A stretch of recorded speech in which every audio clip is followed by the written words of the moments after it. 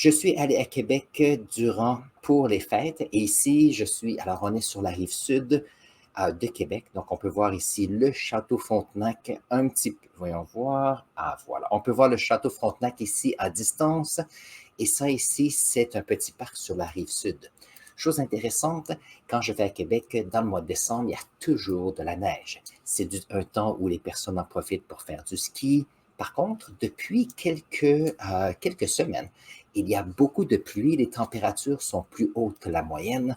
Durant le 24 et 25 décembre, on avait des températures entre 0 et 3 degrés et on avait eu des dizaines et des dizaines de millimètres de pluie la, la semaine précédente. Donc, c'est intéressant de voir cela. Donc, je vais vous montrer ceci parce que quelquefois, on n'a pas toujours la chance de voir ces vidéos. Et moi, j'aime bien aller faire un tour lorsque j'ai la chance.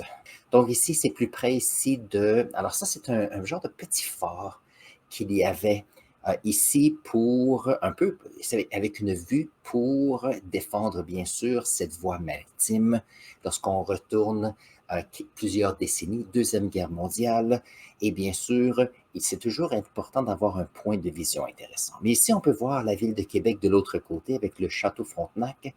Et lorsqu'on est venu ici, on s'est demandé, est-ce que nous voulons prendre le traversier? Alors, on a le traversier qui traverse ici et l'autre qui revient. Donc, il y a des traversiers à toutes les demi-heures qui traversent. On peut y aller soit à pied, bien sûr. On peut bien sûr aller en voiture ici.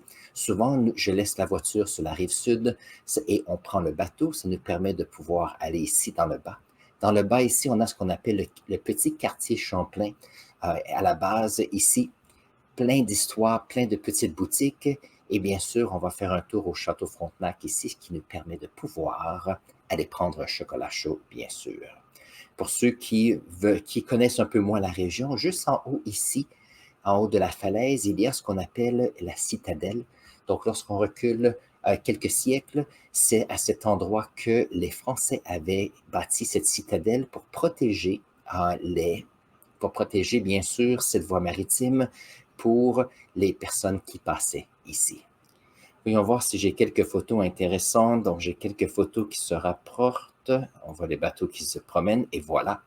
Donc, ici, on peut voir le château Frontenac avec un des bateaux de la traverse. Ici, on a le groupe côtier canadien, bien sûr.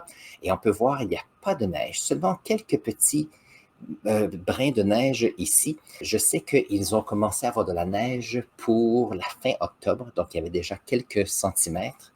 Et il y a eu de la neige qui est arrivée jusqu'à la mi-décembre, après quoi il y a eu bien sûr de la pluie.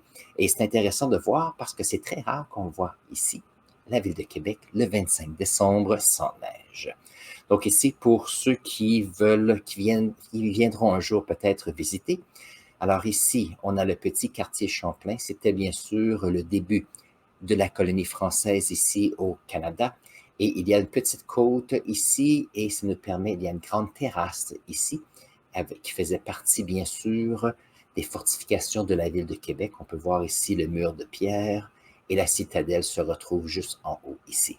Donc c'est intéressant. Alors ici, il n'y avait pas de neige cette année. Et puis, on va voir l'année prochaine comment ça va aller. Moi, je me rappelle aller à Québec il y a quelques années et avoir plusieurs dizaines de centimètres de neige durant lesquels on peut glisser. Ceux qui font du ski sont bien sûr contents. Et il y a de la neige un peu partout ici. Alors, comment se fait-il que cette année, il semble y avoir moins de neige? Et ça nous amène au sujet qui s'appelle El Niño. Et ça, c'est un phénomène qui est météorologique et voyons voir ce que l'on peut apprendre de cela.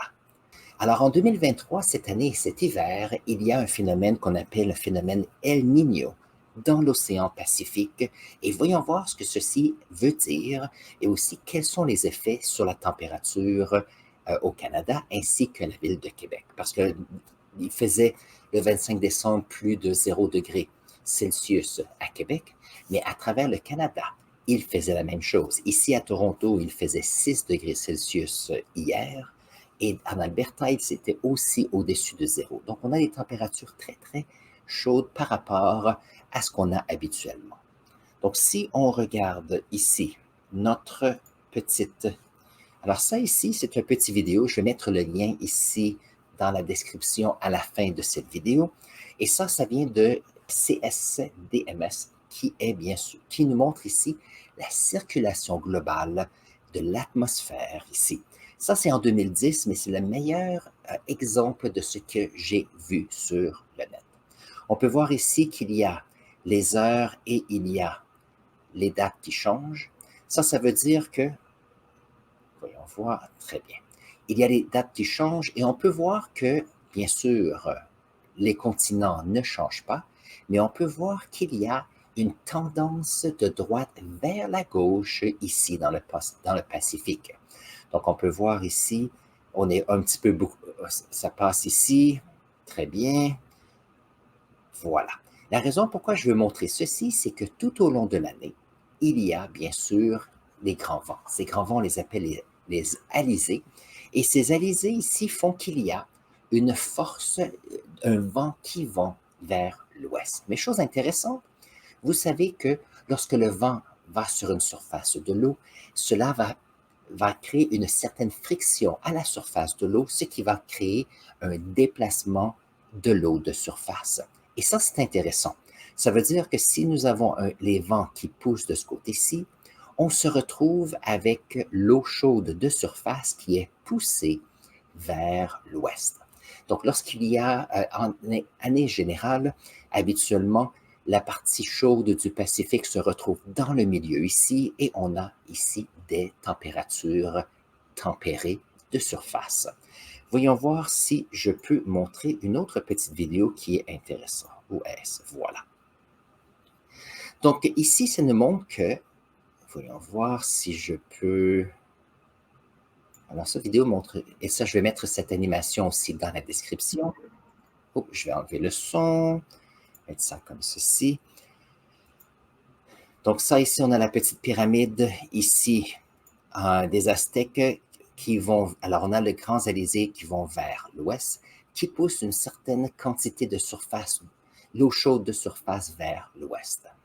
Lorsqu'en général, tout va bien, nous avons un vent qui pousse. Maintenant, s'il y a de très, très, très grands vents, qu'est-ce qui arrive? C'est que l'eau est poussée vers l'ouest beaucoup plus. On se retrouve ici avec beaucoup d'eau chaude vers l'ouest du Pacifique. Ça veut dire que lorsque l'eau est chaude, il y a beaucoup d'évaporation. On se retrouve avec beaucoup de tempêtes de pluie lorsqu'on est en Australie. Pourquoi? Parce que l'eau chaude s'évapore et le vent emmène toute cette eau ici. Ça, c'est quelque chose qui est intéressant. Par contre, lorsqu'on est en situation d'El Niño, la situation, c'est que les grands vents, les alizés, ne sont pas aussi forts. Et ça, qu'est-ce que ça fait? C'est que ça cause une situation où on se retrouve avec de l'eau qui est plus chaude vers l'est et on se retrouve ici avec de l'eau plus froide à l'ouest. Lorsque ceci arrive, on a de l'eau froide à l'ouest du Pacifique, moins d'évaporation, on a souvent un peu plus de sécheresse en Australie. Mais que se passe-t-il ici en Amérique du Sud? Donc, j'ai un ami qui vient du Pérou et il disait que durant le El Niño, lorsque les alizés sont plus faibles, l'eau de surface ici est plus chaude et il se rappelle d'aller se baigner dans le Pacifique et on avait de l'eau qui était beaucoup plus chaude. Lorsqu'on se retrouve avec des vents plus grands, on appelle ça la Niña, on se retrouve avec de l'eau à la plage, l'eau d'océan qui est beaucoup plus fraîche. Donc ça, c'est quelque chose à considérer. Donc maintenant, en 2023, on se retrouve avec un El Niño. Ça veut dire qu'on se retrouve ici avec de l'eau, avec des alizés plus faibles, de l'eau chaude plus près de l'Amérique du Sud ici. Ça veut dire que l'eau chaude nous permet d'avoir une plus grande évaporation, mais à l'est du Pacifique. Donc, retournons ici avec notre petit graphique tout à l'heure. Ça veut dire que si les alizés sont plus petites, on se retrouve avec beaucoup plus d'eau chaude qui se retrouve juste ici à l'équateur.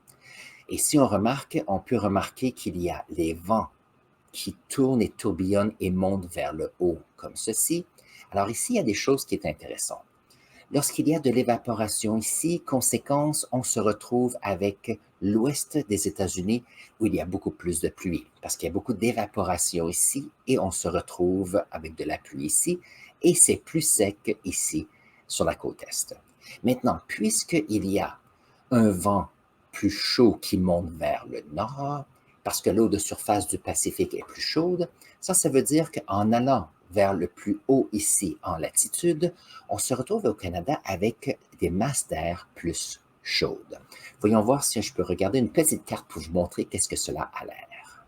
Donc ça ici, c'est un exemple où nous avons des différences de température et on peut voir qu'ici, lorsqu'on a El Niño, on a des eaux de surface ici qui sont beaucoup plus chaudes.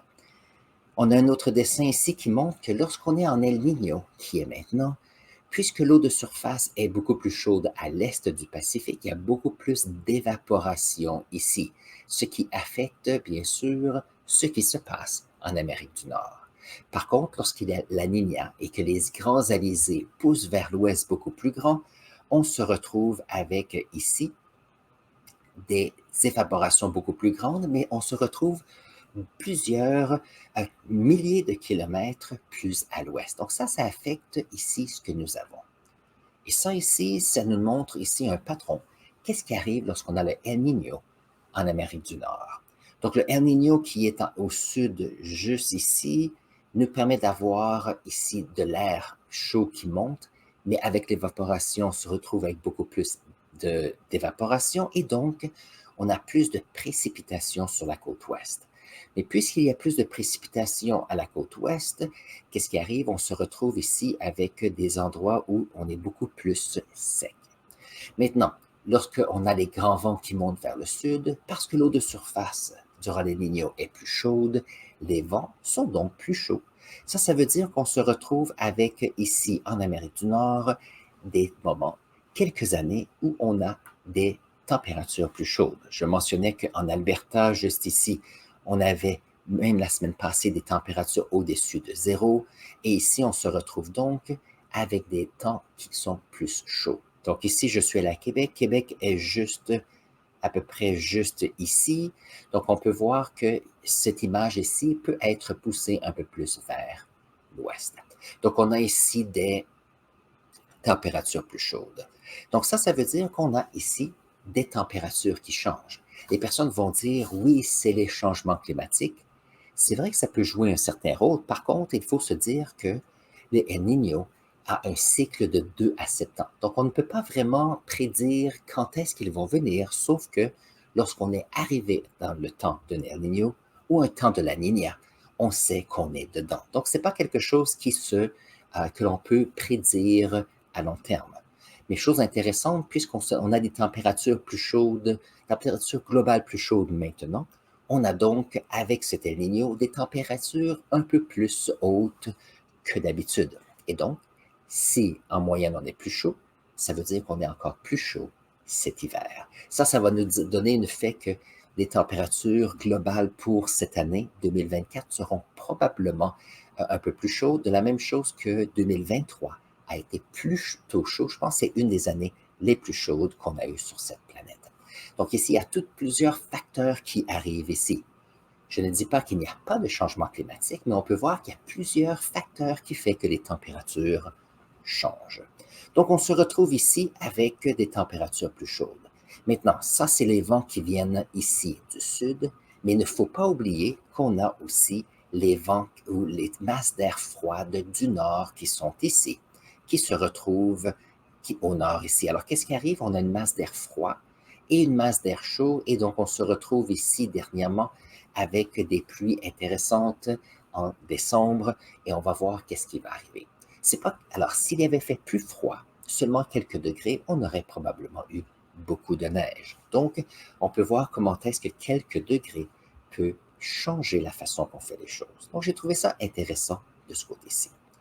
Alors, ça ici, on a l'animation, circulation. Voilà. Très bien.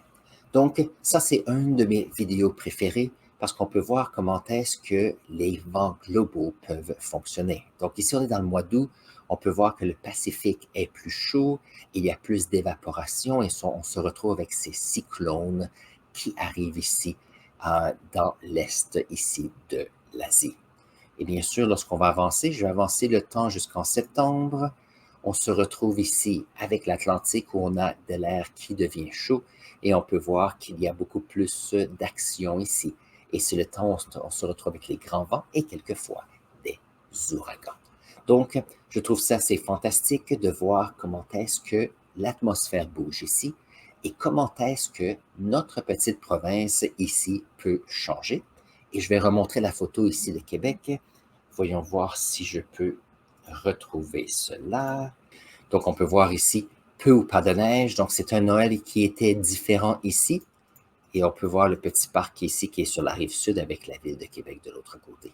Donc, ça explique pourquoi on a eu des différences de température ici dans l'est du Canada. Je ne sais pas comment est-ce que les températures peuvent être différentes où vous êtes. Si vous avez la chance de les mettre dans la section clavardage, j'aime savoir ce qui se passe dans vos régions. Et bien sûr, si vous avez des questions de clarification, mettez-les dans la section clavardage. Je suis ici pour vous aider. Alors, si vous avez aimé cette vidéo jusqu'à maintenant, n'hésitez pas de vous abonner à notre chaîne et de venir nous voir. J'ai une session live à tous les samedis matins à 10 heures à l'heure de Toronto, Canada. Et bien sûr, j'édite ces lives pour mettre des vidéos sur la chaîne pour le reste de la semaine. Alors sur ce, passez une excellente journée et je vais vous mettre un lien ici à la prochaine vidéo.